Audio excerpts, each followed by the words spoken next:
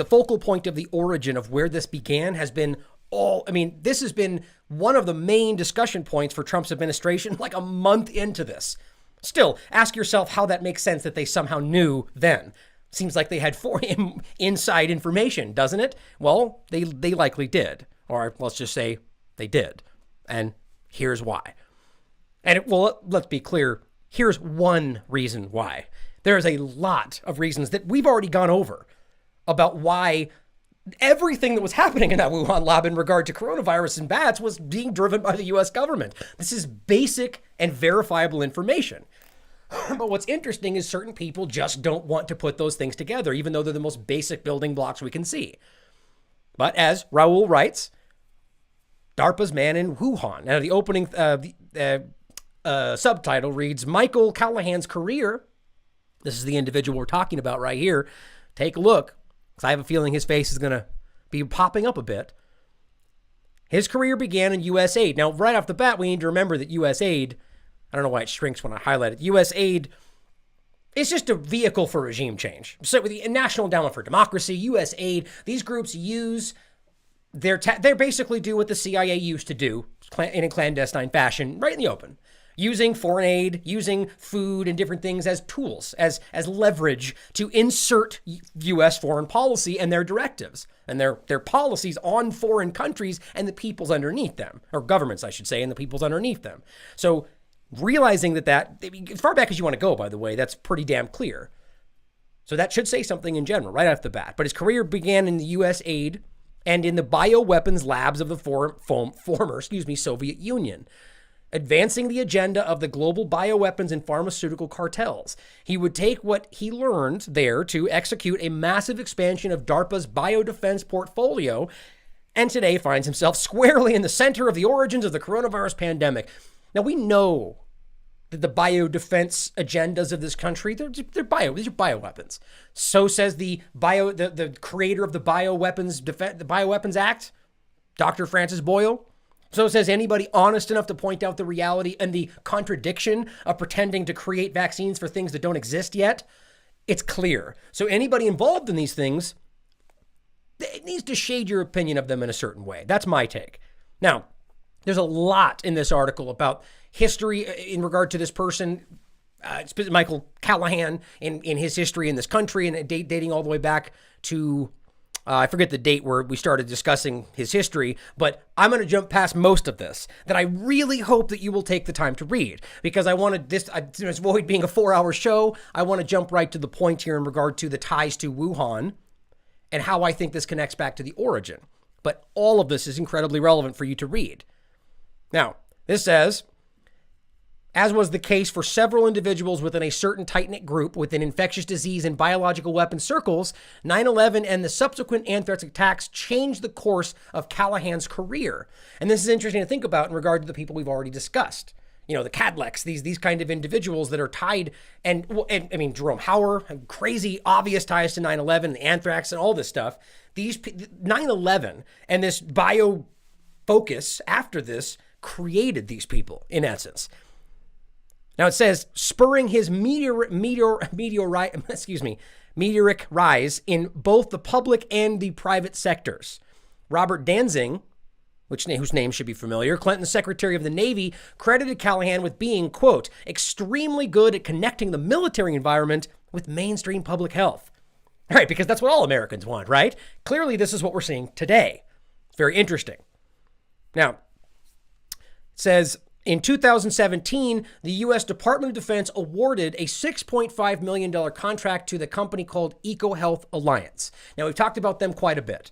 This is the middleman, essentially, between the U.S. government and the funding of the Wuhan lab, as if we didn't, the idea being that they pretended they, stopped their gain of function research, even though it's clear that both, not only did it not stop even in the United States, but that the idea of outsourcing it to another country, funding it, having your people there to control it, in no way, the point was to make it seem, in my opinion, that it was somebody else responsible. The idea that this is the same reason that they outsource their torture prisons in Yemen to the UAE, that is still conducted by the U.S. government, because they can say, well, we're not doing it. Well, we're not. We just see, this is what they constantly do. History is rife with examples like this. Now, they created the $6.5 million contract to a company called EcoHealth Alliance to carry out research on, quote, the risk of bat-borne zoonotic disease emergence in Western Asia, which, again, has been ongoing years before this. Like we pointed out many times before, the actual material that was used at the Wuhan lab in regard to this came from North Carolina University. All of this stuff ties back to groups in Harvard. I mean, I think it's incredibly relevant to discuss someone like Charles Lieber, who was working on nanotechnology that could mimic viruses. Interesting. And he gets weirdly tied up in this as if he was connected to this in the beginning, having Chinese people being caught trying to smuggle Chinese, U.S. biomaterial into China. I mean, there's obviously a weird connection there, but this goes all the way around. Now, journalist Delanya, which I'm horrible at her last name, I've mentioned her in the past, who had a huge story, uncovered the Pentagon project, which focused on genetic studies on coronaviruses in 5,000 bats collected in Georgia, Armenia, Azerbaijan, Turkey, and Jordan. Now, I've already talked about Georgia, and specifically Delanya's work, showing that there's people all around places in Georgia, the country, not in the United States, that are openly saying that the U.S. experiments happening in the area are causing people to get sick. And this is a BSL-4 biolab. I mean, there's places all over the world like this. Dr. Boyle himself says that every single one of these Ebola outbreaks in Africa has been within a stone's throw of a U.S. biowarfare lab. And I've already shown you that with this recent Ebola, the last one.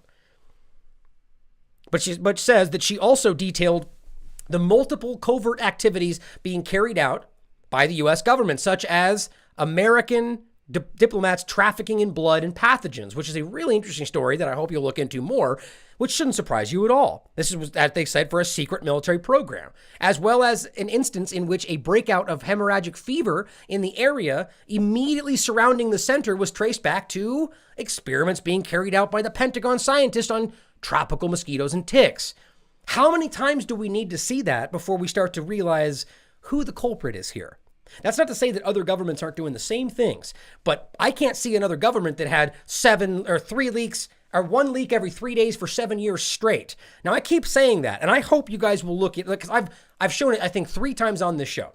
And I bring it up all the time when I just kind of think of it off the top of my head, but the CDC itself has confirmed this. It's not hard to look up. I forget the exact dates. I think it was 2007 to 2000 something. They had 1 leak. Oh, so that would have been, anyway, they had one leak every 3 days for 7 years, talking about BSO-4 labs, Ebola, coronaviruses, HIV. I mean, all kinds of things that they have there. Think about what was leaking out. So here we are staring at another example where one of these exact things, a breakout of hemorrhagic fever, was right around their center and traced back to Pentagon scientists and their biomanipulations. But don't worry, it was all for your safety and vaccines, right? Keep telling everybody that. Now, it says, not coincidentally, EcoHealth Alliance, remember the middleman between Wuhan and the U.S. government, had previously received a $3.5 million grant from the National Institute of Health in 2014 to study coronaviruses in bats in Asia. This particular study was carried out in partnership with scientists at none other than the Wuhan Institute of Virology. Now, we've already talked about this too. Now, I'm going to get into in a moment the breakdown of the hierarchy of NIH, NIAID, Health and Human Services, because I'm really tired of everybody pointing to Fauci as the only one involved. Clearly, he's involved in all of this. Clearly, he's at the top of this problem, but there's a lot of people above him, right? He's an NIAID. NIH is above him. He has a boss there. There's a boss above them at Health and Human Services. His name is Alex Azar. Now, that guy reports right to Donald Trump. So what are we talking about here? Right? There's clearly a hierarchy here where if anybody was making decisions in this chain, it would not be a secret. So as we keep pointing and saying Fauci bribed them or Fauci gave them money, it's not Fauci. It's the government of the United States, right? That's what we have to remember. Now, on the point here, and I'm going to get into more of that in a moment, but that, again, does not mean Fauci is not responsible. He is very clearly tied up in this. That what it means is it's not only him. And clearly, the administration behind him is also culpable. Like, it doesn't matter. You can't keep pointing back to other administrations and saying, oh, 4 years ago, these things, you clearly were aware of these things because the U.S. government, while Trump was leading it, reapproved these things. So let's start pretending like this is not something that Trump's administration was just as much involved in. Now, the $3.5 million grant, as I understand it, actually only amounted to something like $600,000, but that's only what you could prove actually went there. And I did this on the show, but that's coming from the NIH, so take it for what you will. I don't know why it seems lessening the amount might seem beneficial to them, so it doesn't look like there was as much involvement, so maybe that's a lie. At the end of the day, it's very clear that did happen. The funding, the grant in the beginning, and that it was carried out in partnership with the U.S. government. Now, it says, after a few years, bouncing, now here, I keep forgetting that for people that are getting tired of only staring at the screen, I'll try to jump back and forth. I personally find that people like to be able to see it when I'm reading it, but we'll see. You guys comment in the comment section. You tell me. Now, it goes on to say that after a few years bouncing from one former Soviet lab to another.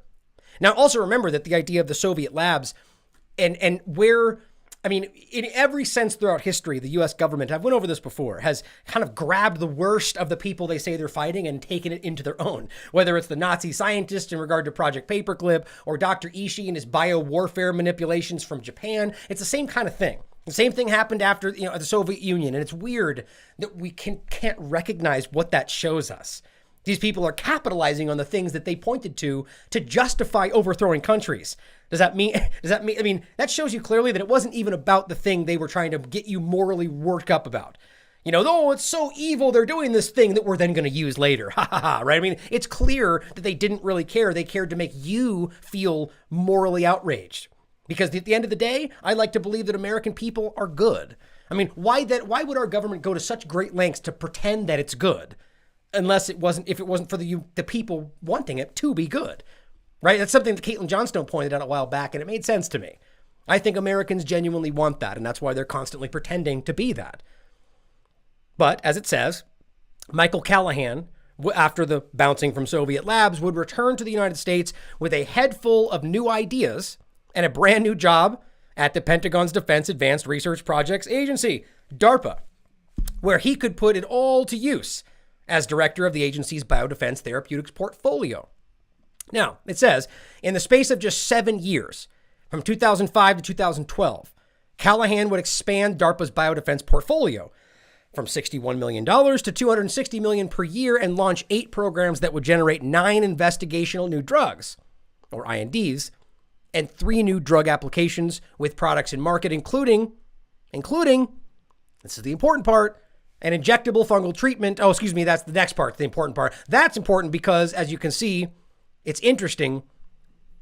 Gilead is the one they're pointing to, which has generated over $6 billion. Now, Gilead is a group that was obviously tied up in regard to the anthrax discussion. Rumsfeld made millions of dollars during that entire thing because he had tied with Gilead. I mean, the conflicts of interest is constant in this country, and we just don't seem to care. Of course, unless you're some small guy in a mom and pop store, oh, you can't allow that. That's just unjust. But of course, if you're a billionaire and you've got big corporations, well, that doesn't count for you. Now, it says 2 programs in particular developed by Callahan while at DARPA would later play a crucial role in his future involvement in the broader story of COVID-19 and the vilification of China and the advancement of global vaccine regime.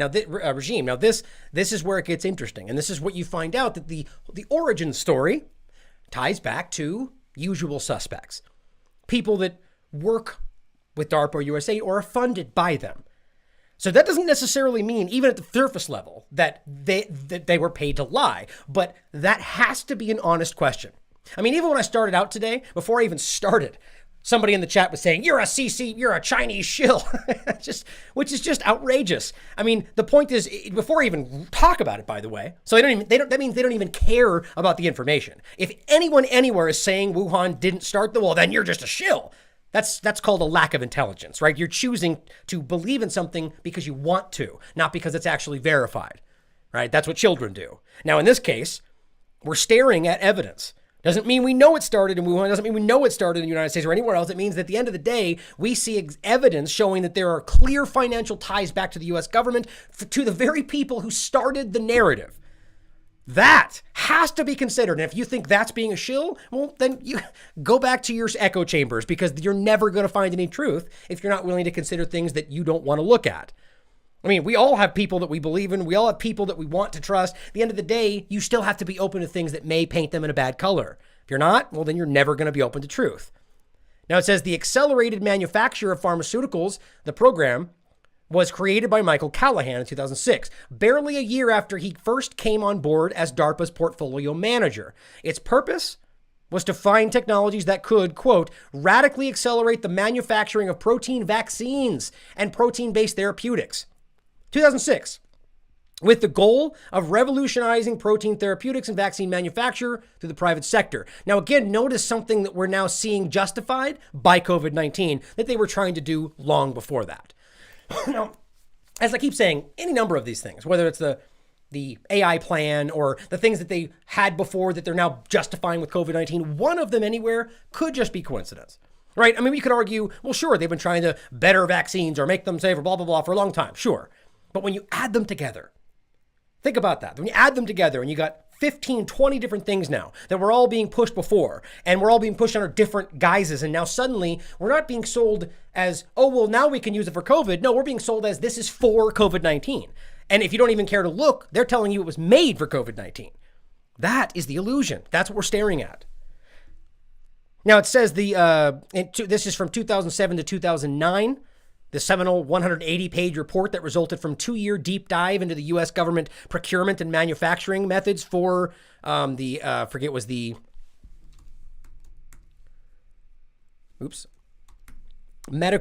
countermeasures. That's what it was, MCMs. Now it says, and it was called Ensuring Biological Advancement, Development, and Manufacturing Capability for the United States Government, a summary of key findings and conclusions. Guess what? This was led by Tara O'Toole, Thomas Inglesby, people we've already discussed, individuals key to the Dark Winter PSYOP, right? The prediction, just like we had Event 201 that turned out being exactly what actually happened. Every time I talk about that, it's a joke to me. How many times can they verbatim predict, quote unquote, predict what's going to happen? They told you what they were going to do and then did it. I mean, and the evidence is obvious in regard to the anthrax lie.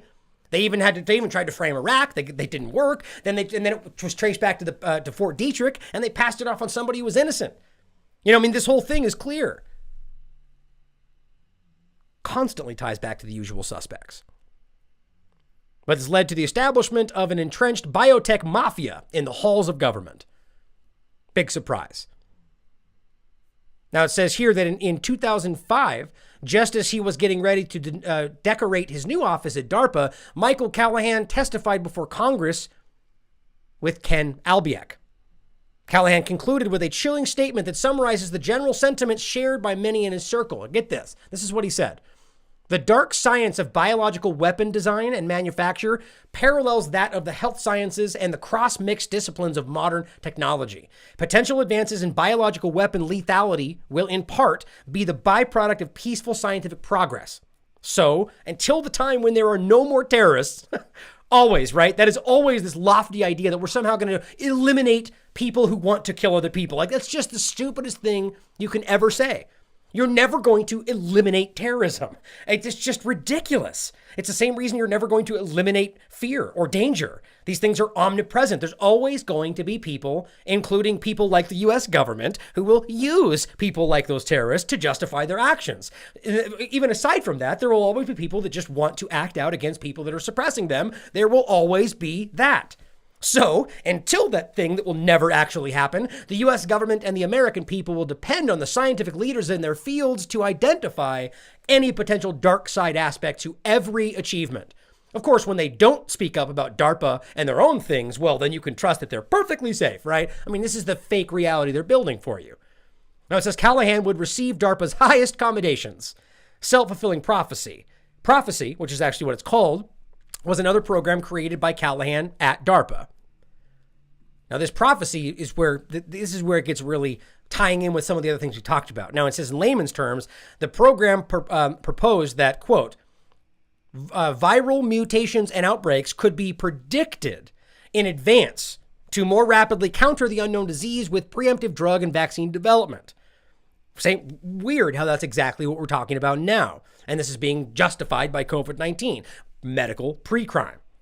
Now, Harvard University, where Callahan holds a clinical appointment, which I find very revealing, received a $19.6 million contract for a joint project with the Johns Hopkins University Applied Physics Laboratory, Johns Hopkins being one that was involved in Event 201, University of Pittsburgh, and others.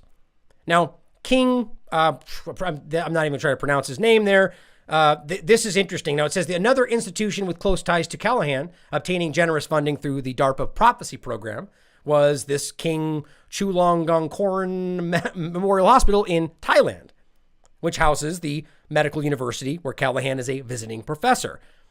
Now, Dr. Supaporn, I'm probably ruining his name. Let's just call him Dr. Chu, which is what his nickname is, from that hospital we mentioned, had been conducting research on viruses in bats for years, it says, and considered one of the world's leading experts on bat pathologies, Dr. Chu.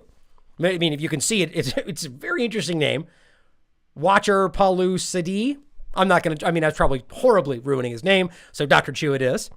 Now it says, indeed, Callahan and DARPA had identified Dr. Chu as an asset in 2004. Callahan and the Thai doctor worked together on several studies, one of these funded by the U.S. Aid Predict project. Now, Callahan is not shy, it says, about crediting Dr. Chu with allowing the U.S. government to work on, quote, critically important global virology projects. Yes, so you guys, I'm aware.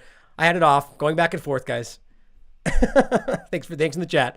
Now it says, it was Dr. Chu, after all, who would find herself at the center of the narrative built around the coronavirus outbreak in Wuhan, China. Namely, that the People's Republic of China purposely withheld critical genomic information from the world at the outset of the pandemic in January. So first of all, realize that a person who is clearly connected to Callahan, somebody who's praising, is the person who ultimately started the narrative around this. Now, that doesn't mean it's fake, understand. But again, you have to realize that connection. Now, for those, again, they're wanting to attack this as some kind of shill idea, this is stuff you can look up for yourself. It's very easy to see. Now, my point in bringing it up is that this should be something we should consider in the larger discussion, to show you that the U.S. has very clear influence over these people who are leading this entire narrative, or at the very least had created this narrative. Now, it says, according to PBS.org, a story from them on January 8th, a Thai woman returning from Wuhan was pulled aside at the airport over symptoms of a runny nose, sore throat, and high temperature.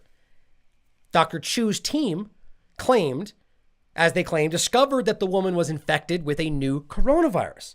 Dr. Chu herself had allegedly succeeded in, quote, partially decoding the genetic sequence of a virus by the following day and reported it to the Thai government. Right? This is what started it. A person who has clear ties to Callahan, who is an old school, an OG in regard to U.S. aid and the U.S. government and DARPA and all the stuff we're talking about here. So that's interesting, wouldn't you say? But it says the same day, a 61-year-old man became the first death in Wuhan after succumbing to a disease with a reportedly similar pathology. However, the Chinese government didn't report it until 2 days later on January 11th, along with the virus sequences from the Wuhan Institute of Virology and its own CDC. And this is what, again, we remember sparked the accusations that it was delaying information, which it could have been, right? I've never said that couldn't have been the case. All I've offered is that it's kind of, it's a stretch to say that we know that's what happened. 2 days, let's not pretend like 2 days between then and now did very much of anything to stop what ultimately happened on the other side of the world, right? That is the excuse. Even if they did hold it back for 2 days intentionally, that's still a ridiculous, grasping excuse to put your failures on other people or your willingness to allow it to happen under the guise of a failure on other people, other governments. But we don't know is the point. So 2 days, and that sparked the claims that they were hiding this information. Now it says, information about the outbreak, that Dr. Chu compared her sequence with the one later published by the Shanghai Public Health Center, found it was a 100% match, making it the first officially recorded case outside of China and effectively dropping the first domino, which would eventually lead the World Health Organization declaring it a global pandemic 2 months later. So I find it very revealing. It's a person who has connections back to the U.S. government, people who were funded, getting money from the very people who are driving this narrative aggressively right now. Never, it doesn't mean it's definitive, but it should matter to you. Now, think about it in reverse.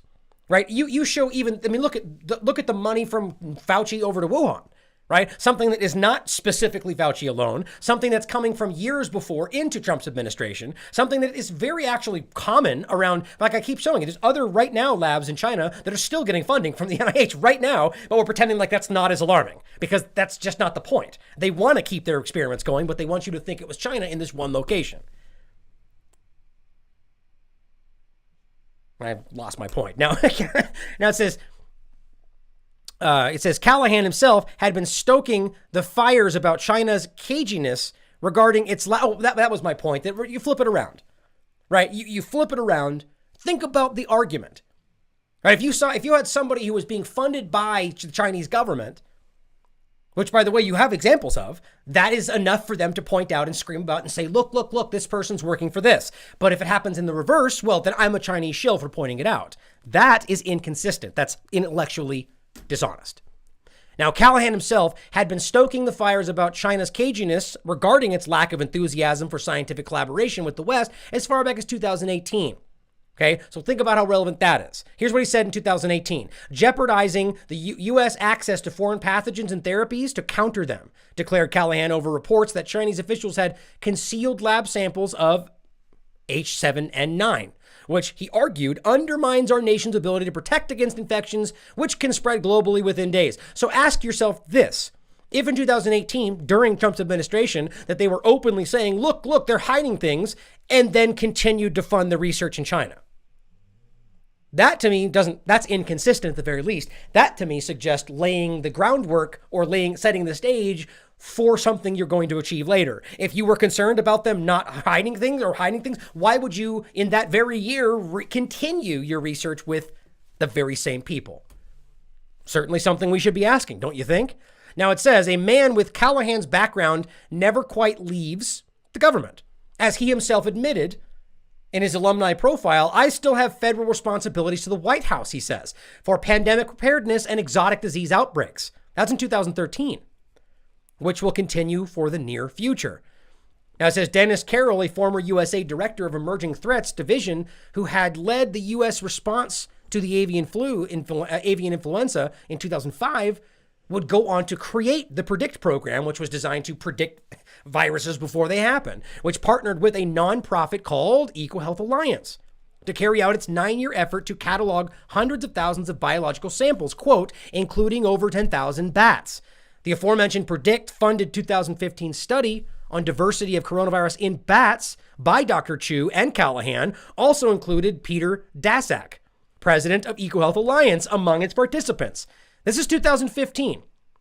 Here's Dr. Chu working with Dr. Callahan and the president of EcoHealth Alliance in 2015. So what do you know? You jump forward 5 years and suddenly Dr. Chu is the person who discovers it over there. Mr. Callahan is the person who, you have to see how it's very suspicious that these are the people that were in the exact positions to create the story. Now it says, EcoHealth's executive vice president, William Karish, links directly back to the very top of the U.S. biodefense establishment. As a member of the Assistant Secretary of Preparedness Response, Robert Kadlec's original Blue Ribbon panel on biodefense. Robert Kadlec, the person you saw in the beginning of this video, the person who was acutely tied with the anthrax false flag, with all these things we've already talked about. Most of you already know, so I'm not going to try to rehash all of it, but Robert Kadlec is a usual suspect. The very person that was tied up with Emergent Biosolutions, which was interestingly tied in today with COVID-19. The person who was tied in with the anthrax vaccine that they knew was going to hurt people, which they lost a lawsuit proving they did know that. And yet, here he is, seemingly more at a higher level than ever, right? It's crazy that people like that who can get caught lying to you, hurting military personnel with vaccines they knew would hurt them, and here he is back in a high position. In fact, the sole person in charge of the Strategic National Stockpile. So it's interesting that Kadlec, of all people, ties right into this. Not really surprising at all. Links directly back to the very top of U.S. biodefense establishment as a member of Robert Kadlec's original Blue Ribbon panel biodefense, along with Hudson Institute's senior fellows, Tevi Troy, who we also talked about.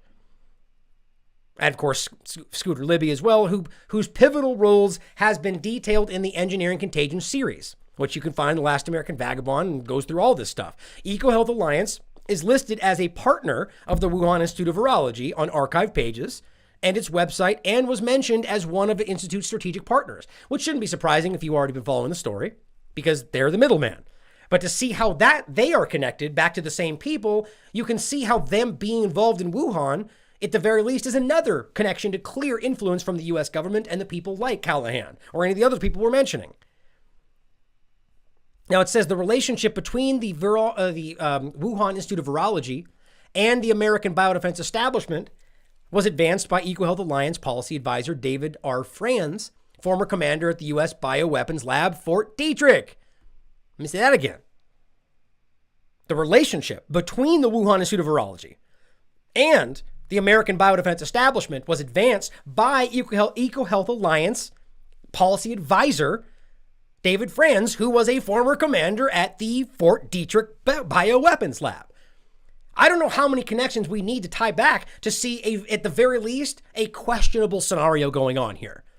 Franz was chief inspector on the 3 UN Special Commission biological warfare inspection tours in Iraq, because we know those people can be trusted, right? It's just like you picked the worst resume for the kind of people we shouldn't be trusting, and it's literally throughout Trump's administration in regard to what's going on right now.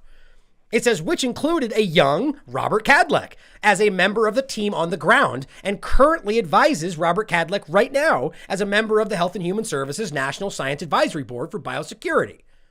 So the worst people of the worst are the people that are right now leading this. And Trump will tell you they're the best of the best, right? Maybe they are in regard to some pretty alarming things.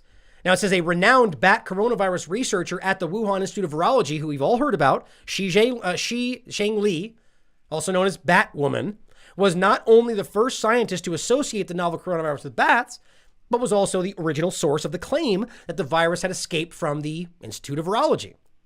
Now, when she mused in a scientific American article published in March that the thought had crossed her mind and hadn't slept a wink in days, worrying about it until the lab test results had come back, showing that none of the sequences matched those of the viruses her team had sampled from bat caves. Now, Zhang Li, at the center of all of these rumors, we've all heard this, including that she smuggled hundreds of documents out of China, but apparently all of these have been denied by herself.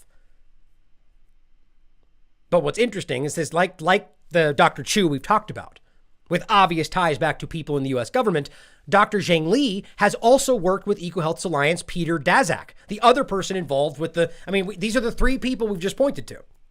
So here you have one of them tied back that is the person who diagnosed the first case outside of this. Here's the person who started the narrative from within. And guess what? She's also being funded and paid by these same people. Dr. Zhang Li worked with EcoHealth Alliance Peter Daszak on the bat-related studies.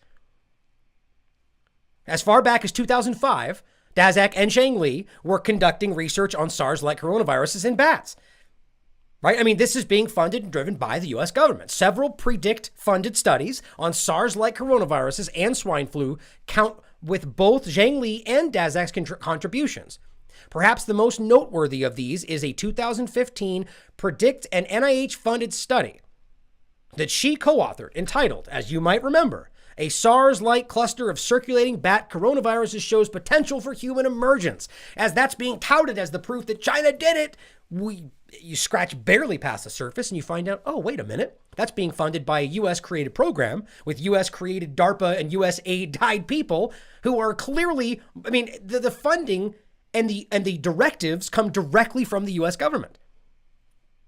So in what point are we you could still argue that, it's in China. So clearly there is Chinese involvement here.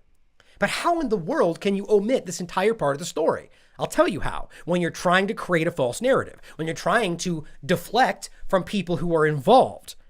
And that's not honest. Now, in March 2020, Callahan was on board the U.S. Coast Guard cutter Pike on his way to a cruise ship off the coast of California to separate the sick from the healthy among 3,500 passengers of the Grand Princess.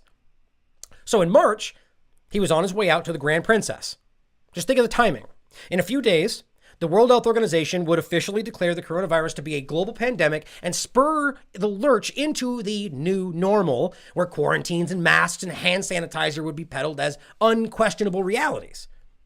Now, days earlier, NIAID director Dr. Fauci had come on Face the Nation, and we remember, in one of the first televised appearances to announce the implementation of the 14-day quarantine for all Americans. And this is as people were finding out about infected people on these cruise ships. It was going all around the media.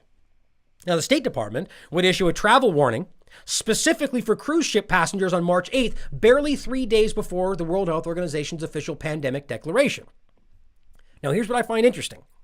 Callahan, as he says, ever the disaster entrepreneur, had struck while the iron was still hot in February and put on his rescue medicine hat, which was the company he founded in the 80s, to assist, quote, Japanese and U.S. health authorities tend to the sick aboard the Diamond Princess, also, which was being held in the Japanese port of Yokohama near Tokyo. And this is what he said, quote, there was no way this wasn't going to show up on a cruise ship first.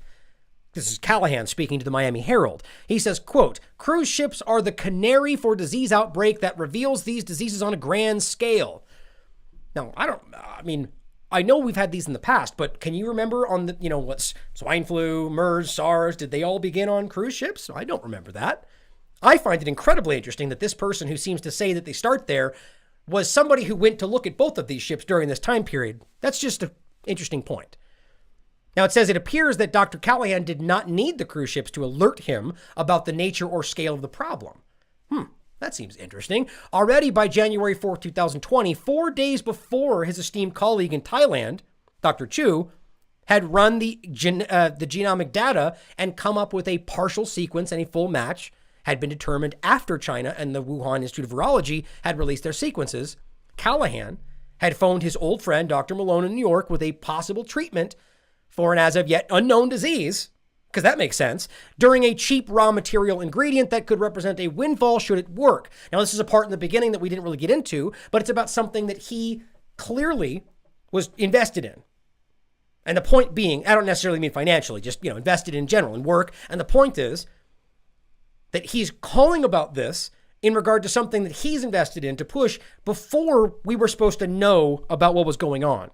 And of course, it appears that he didn't need these cruise ships to let him know that they were having a problem, and he was already on his way.